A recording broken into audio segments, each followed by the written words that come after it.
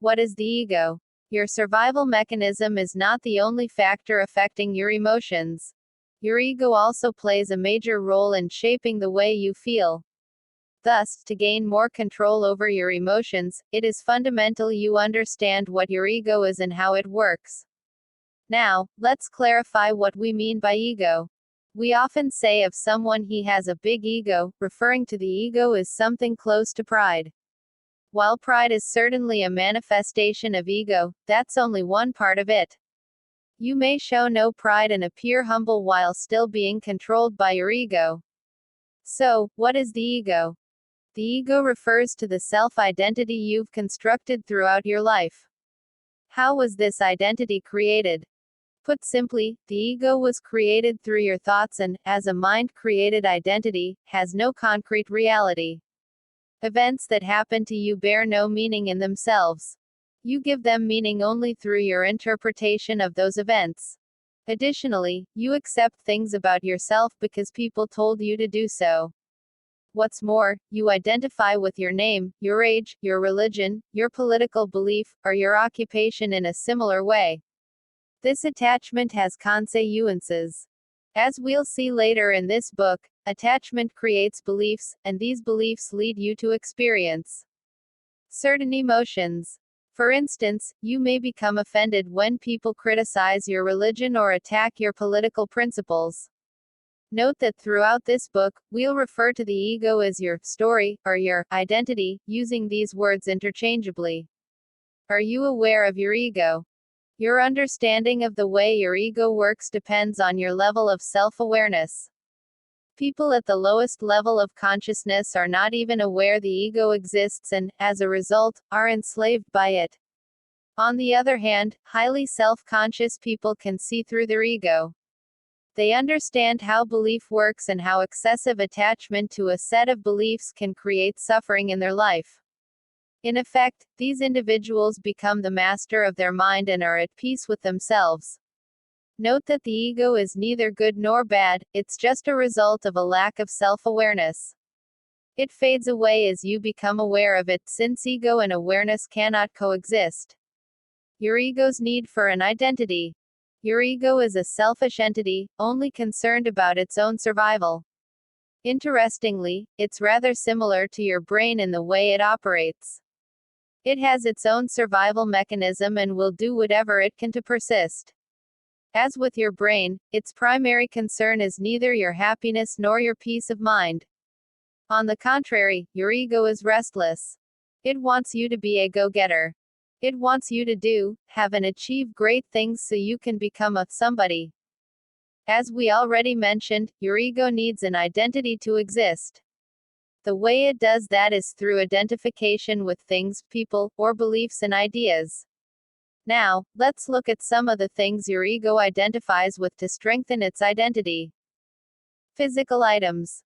The ego likes to identify with physical things. Needless to say, it thrives in today's world. Perhaps, we can say capitalism and the consumer society we're living in today is the creation of collective egos, which is why it has been the dominant economic model in the recent decades. Marketers perfectly understand people's need to identify with things. They know people don't just buy a product, they also buy the emotions or story attached to the product. Often, you buy certain clothes or a particular car because you want to tell a story about yourself. For instance, you may want to enhance your status, look cool or express your unique personality, and choose the products most closely associated with these ideals. This is how the ego works. It uses things to create a story you can identify with. It doesn't mean things are wrong per se. It's a negative issue only when you become overly attached to things, believing they can fulfill you, which they can't. Your body. Most people derive their self-worth from their physical appearance. Your ego loves the way you look because it is the easiest thing to recognize and quantify. When you strongly associate with your physical appearance, you tend to identify more easily with physical and emotional pain. Believe it or not, you can observe your body without identifying with it. Friends, acquaintances. The ego also derives its sense of identity from your relationships with others. The ego is only interested in what it can get from others. In other words, the ego thrives on the way it can use people to strengthen its identity. If you are honest with yourself, you'll realize most of the things you do are attempts to obtain the approval of others. You want your parents to be proud of you, your boss to respect you, and your wife to love you. Now, let's see in more detail how the ego works in the following cases. Parent-child relationships. Some parents' egos lead to the creation of a strong sense of attachment and identification with their children. This is based on the false belief their children are their possessions. As a result, they try to control their children's lives and use them to live the life they wanted to live when they were younger. This is called living vicariously through your children. You see this all the time. Next time you watch a junior soccer or baseball game, watch the parents on the touchline to see how some react. Try spotting the parents living vicariously. They are the ones screaming the loudest, and not simply an encouragement.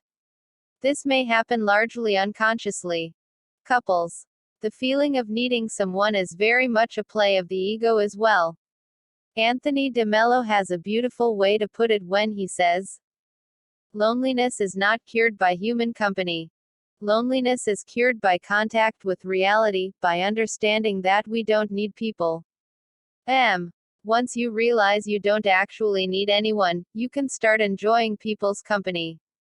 You can see them as they really are rather than trying to get something from them. Your beliefs. Your ego also uses beliefs to strengthen its identity. In extreme cases, people become so attached to their beliefs they are ready to die to protect them. Worse still, they are willing to kill people who disagree with them. Religion is a perfect illustration of the dangers of excessive attachment to beliefs. The ego will use any belief to strengthen its identity, whether these beliefs are religious, political, or metaphysical.